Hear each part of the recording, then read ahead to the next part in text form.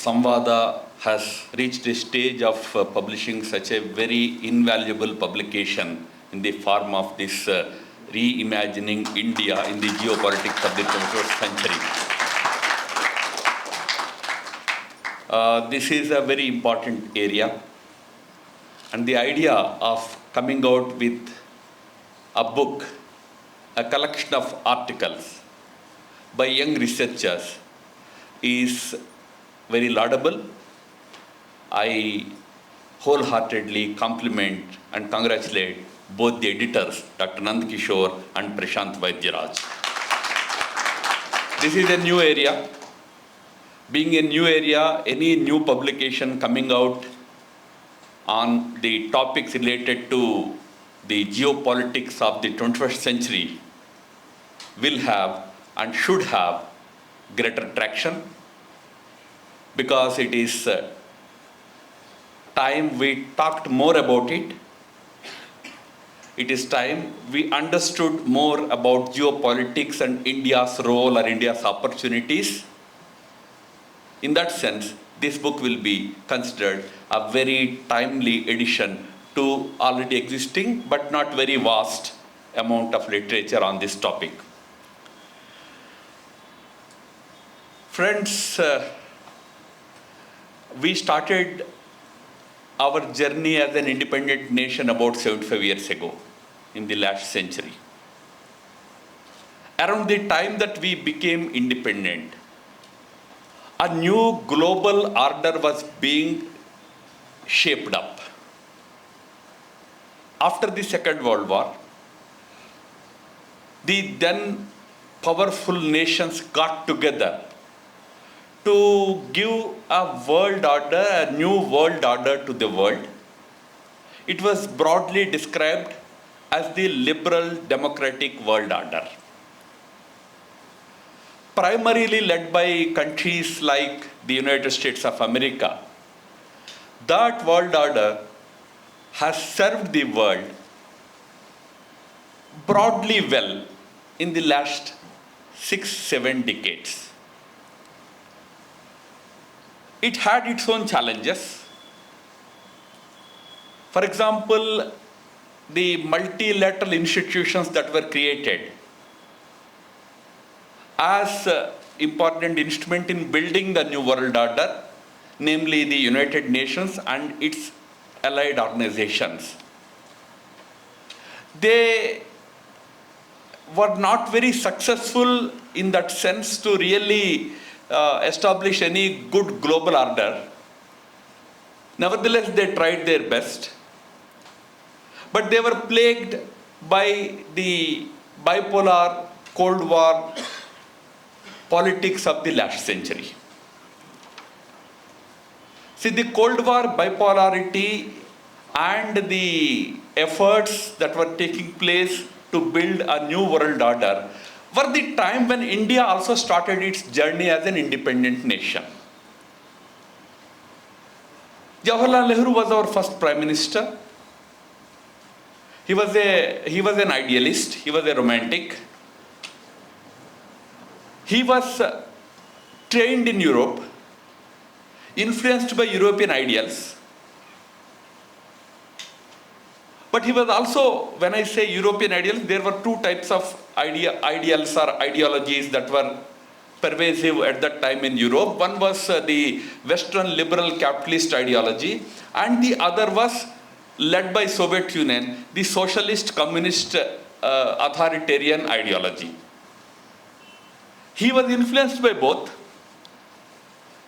So as a leader influenced by both, he decided to tread in between the two.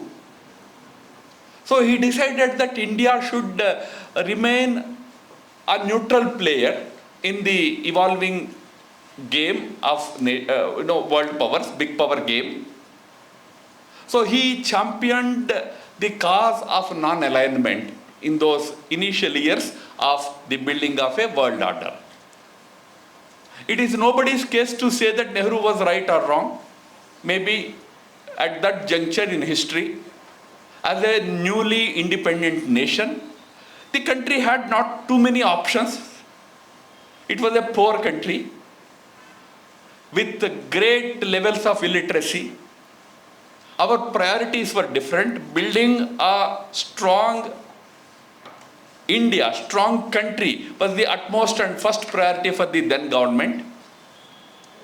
So the decision at the time to remain neutral in this great power game probably could be seen from a sympathetic prism also. But the problem with that approach was that our non-alliance was guided not necessarily by any great ideal, but by our desire that we should not be seen as siding with anybody. There is a difference.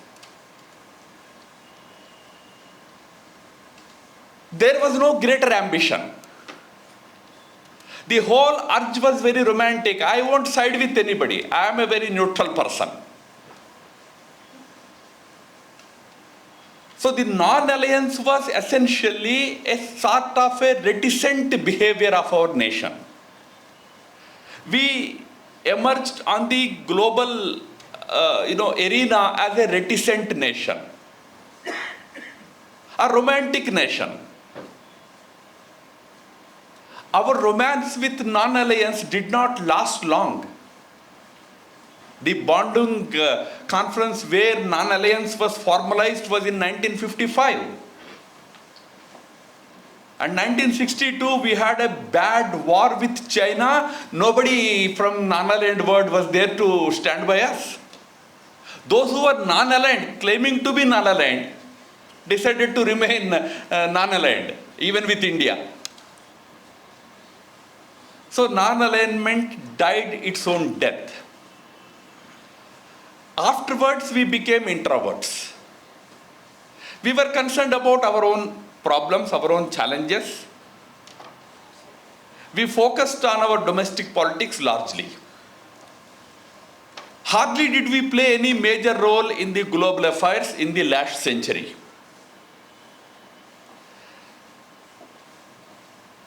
The global order that was sought to be built in the decades of the second half of the last century, by the time the 21st century came, that world order started facing certain major challenges. As we entered the 21st century, of course, the bipolar Cold War politics has ended with the collapse of Soviet Union in 1991. But interestingly, although the Americans wanted the world to be unipolar, if you recall Francis Fukuyama, he authored a very interesting article in the Foreign Affairs magazine in 1989. The title was End of History and the Last Man. He said that with the collapse of communism, the history has come to a standstill. Because hereafter, there is only one way left for the mankind, that is the Western way. The world order that they sought to build at the time of the creation of United Nations, etc., the liberal democratic world order shall remain the only way for the mankind. So that's why he said, end of history now. You don't have to think about any other thing. Just singularly focus on this way, take the way forward. But by the dawn of the new century, the Americans also had to realize that however much we may want the world to be unipolar, with America leading the way, multiple powers are rising as poles. These poles are not necessarily always only the nations. Mini-laterals were forming up. 10 countries got together and created what is called ASEAN in 1987. Created in 60s, but it became the 10 countries ASEAN alliance in mid-80s. Now ASEAN became a powerful bloc. India tried to create its own small neighborhood alliance called the SARC, South Asian Association for Regional Cooperation. It became a small bloc. The countries in Europe, especially Western Europe, got together and created European Union. The African countries came together and created African Union. Countries started growing rich and prosperous and big. And one of the important countries to rise towards the end of the last century was, of course, China. Besides China, countries like Singapore, Korea, Japan emerged as Asian tigers in the last 2 decades of the last century. So by the turn of the new century, the Americans also realized that it is no longer a unipolar world. It has instead become a multipolar world. A world where many poles have emerged.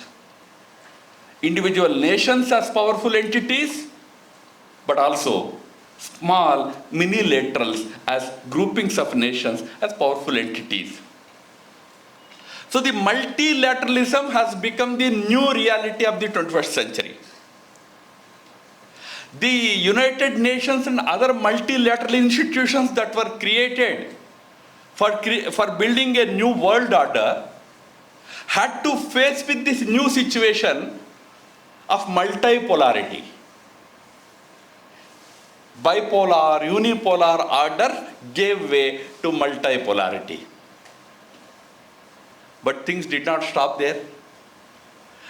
What happened in 2001 in America? Many people probably call it as a terrorist attack, which it was. 9/11 was one of the worst incidents of terror in the entire history of mankind. Just in one attack, one terror attack, so many people dying has not happened anywhere else in the history, anywhere else in the world. But that was not just a terror attack alone. It was a reminder that there emerged forces, there emerged powers that are no longer state powers. The attack on the World Trade Center or Twin Towers in America was not by any nation, any other country, not by any enemy country, but by a terrorist group. Transnational terrorism has become a reality. A few years passed. One Edward Snowden showed up, who stole lot of secret documents, secret mails, etc. from the Pentagon and ran away with them to Russia.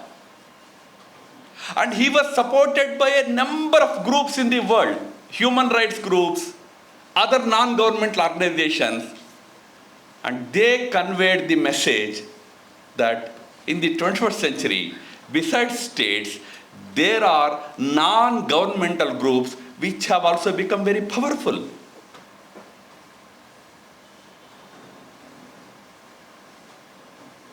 Then the Americans confronted with a situation where the President of America was forced to negotiate with companies like Google, companies like Apple, companies like Microsoft, to let them know certain secrets, to let them help the governments in busting, anti-national operations, anti-national activities, because the IT cyberspace has become a big threat to the nations, including America. So when they started negotiating with this big tech, they realized that apart from the states, nations, apart from terrorist groups, apart from NGOs, even big tech corporations also have become an important pillar, important pole, important power in this 21st century new world. The reality of the 21st century world order is, it is not only multipolar, it is heteropolar. states as independent force, but also most powerful NGOs, most powerful individuals. We know sometimes on social media you hear the names of people like, George Soros. Who is he? An individual. Why are nations scared of him? Because he has the power of NGOs. You have transnational terror. You have big tech. You have multinational corporations. Those who have the power to defy sovereign boundaries and sovereign power. So remember, the 21st century is, this world order is shaped by all these new pillars of power. In that sense, it is a heteropolar world order. We as a nation entered into this heteropolar world order. One difference that we have been able to make was, number one, to give up the reticence of the 60s, 50s, 60s and 70s.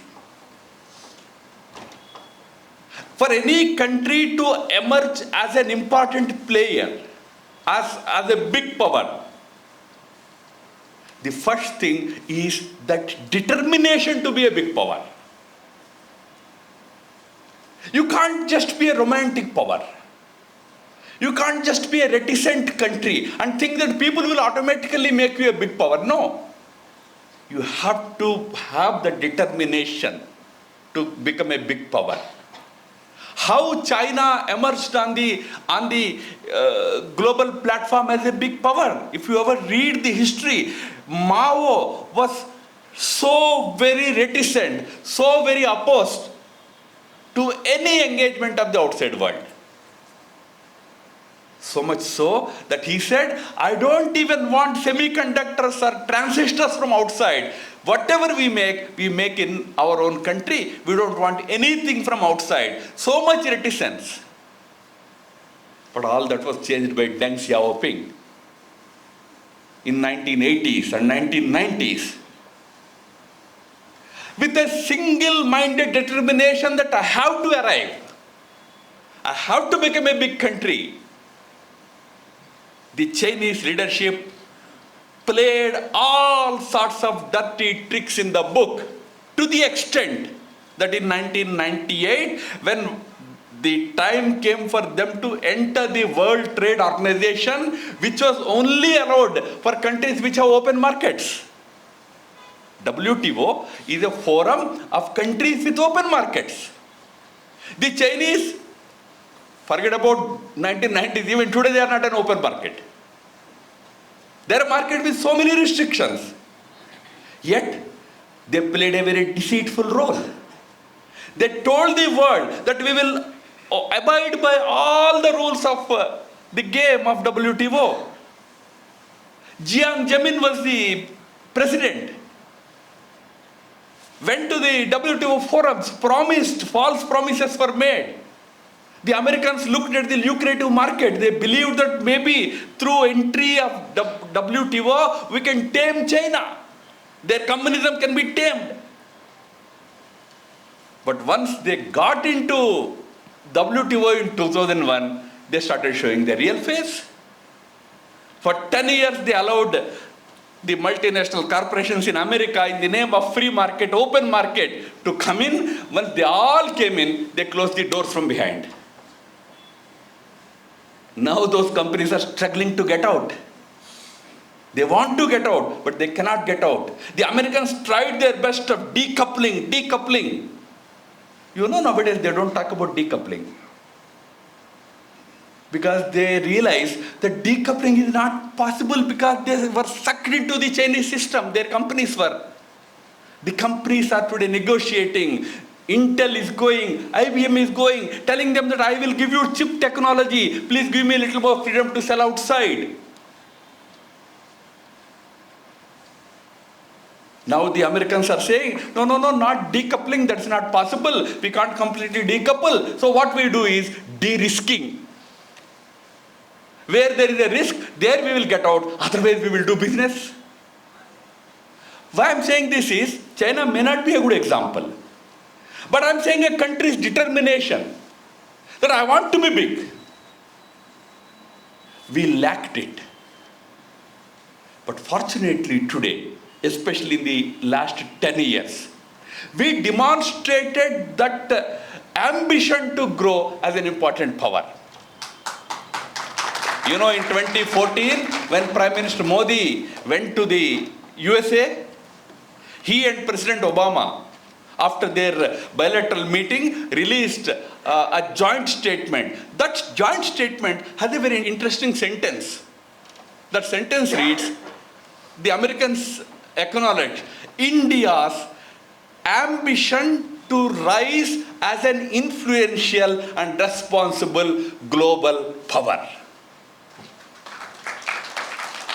India, for the first time, declared that I have an ambition to grow as an influential, but of course responsible global power. Influential is my warning, responsible is my commitment. I won't be like China when I grow. I won't give you any sleepless nights, but I will grow as an important, influential power. We today have that ambition to grow.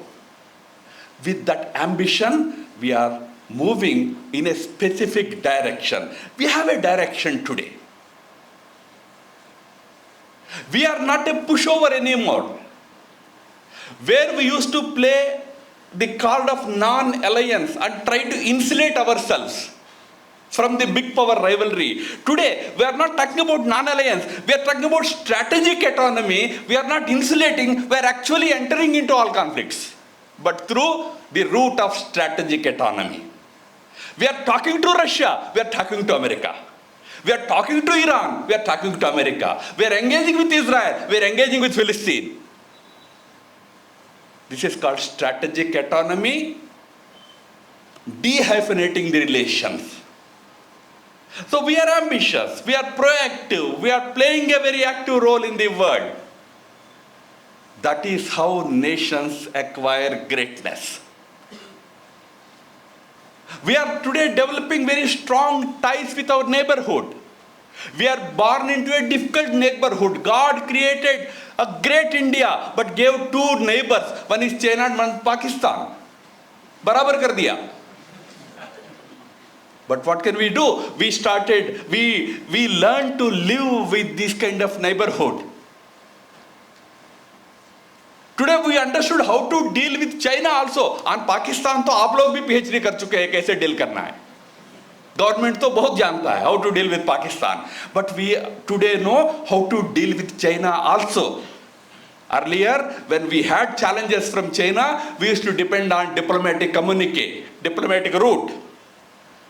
Today, together with proactive diplomacy, we know how to demonstrate strong ground power also. We are of course talking to China diplomatically, but on the ground we are standing face to face with the Chinese threats. Without begging for support from any other country, we are standing firm on the ground. So we learned to deal with our difficult neighbors, but at the same time, we also started expanding our relationship in our neighborhood. Today, India has emerged as a linchpin in the entire Indo-Pacific region. Everybody wants to court India. We first of all tried with SARC, South Asian Association for Regional Cooperation. One bad boy is there. He wouldn't listen. Then we decided, okay, SARC can remain in cold storage for some time. Let us develop BIMSTEC. We expanded our daira into BIMSTEC, Bay of Bengal Initiative for Multi-Sectoral Cooperation, Economic Cooperation. Then we went beyond BIMSTEC in our Act East policy. We reached out to entire ASEAN. When our ties with ASEAN became strong, solid, today we have a Quad. We have expanded our daira into Pacific also. So So we are with ambition, with a kind of clear roadmap, expanding our area of influence, area of operations. We are the singularly powerful entity or nation in the entire Indian Ocean region today. Don't underestimate the power of Indian Ocean. Indian Ocean is the third largest body of water on the earth. It's a region which has 38 countries. In its regional countries are 38.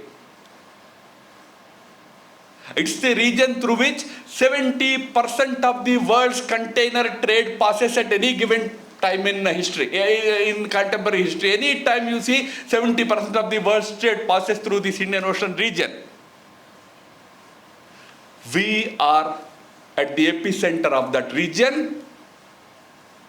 And finally today, after expanding our area of operation to all these areas, today we stood up and said, I'm not just that, I am the frontline country of the global south. Now, global south is the entire southern hemisphere, from Latin America to Africa to entire Asia to Pacific. More than 120 countries form this global south definition. They fall into this definition. Today, India is championing the cause of this global south. In this new world order, which is heteropolar, India has emerged as an important and significant player. We are the voice of the world's most important group of countries. Global South is 80% of the world's population, 40% of the world's GDP. The biggest group, and that is led, or probably India is the voice of that group. So we have arrived here. Just India's future trajectory will be in the direction where the world is multipolar, world is heteropolar. India has to emerge as a strong pole representing a major voice in the global opinion. When India plays that role, India is not only contributing to contemporary world politics, but also contributing to it based on its own age-old wisdom. That's why when we lead G20 also, we are talking about Vasudhaiva Kutumbakam. These things matter. When we are talking about rebuilding the multilateral institutions, we are talking about our age-old concept of what is the whole world made of, Panchabhutas. The concept of Panchabhutas we are invoking. Why do we need United Nations organization? Not to become a party in Ukraine-Russia war, but to actually lead, create a global governance for the preservation of Panchabhutas. We have a clear view. We need a multilateral order in which there are no veto powers. There are no countries which are permanent members. Members today don't have any influence, but they have veto power. They can stall anything and everything. We don't want that kind of a multilateralism. We need a multilateralism where in a heteropolar structure, all the heteropolar components have a say. We need to work on those themes today. As India progresses, as India continues to play a greater role, our role should be, our research, our work should be, how can we build a new world order which is going to be guided by India's wisdom. It's our wisdom that should guide. We need to work on those themes. So the only red line in this is, probably two red lines are, what I mentioned close. Red line number one is, if you don't do it, somebody else will do it. There is bound to be a new world order shaping up now. Especially post-COVID, the kind of situation that has emerged, this heteropolarity, the climate challenges, the other problems, health challenge, it's bound to lead to a new world order. But if we don't guide that world order, China will do. China wants to create an authoritarian world order.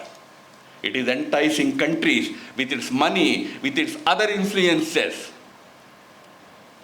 Even the Buddhist world it is trying to influence using Buddhism or using its money. So, if we don't do it, if we remain reticent, if we remain lethargic, or if we remain romantic, somebody else will do it. Our Indians का दूसरा एक habit है. We are very fond of history. In Ramayana, how great our statecraft was. In Mahabharata, how people came from all over the world to fight the war. We read all that history. But what about tomorrow? Do you also have some ideas for tomorrow? We need to today use our great ancient wisdom to build the roadmap for the future of the mankind, not just India, to the mankind. One red line is that. Second most important red line is, for this to be realized, you need a stable India, a united India, a strong India led by a leader with a vision.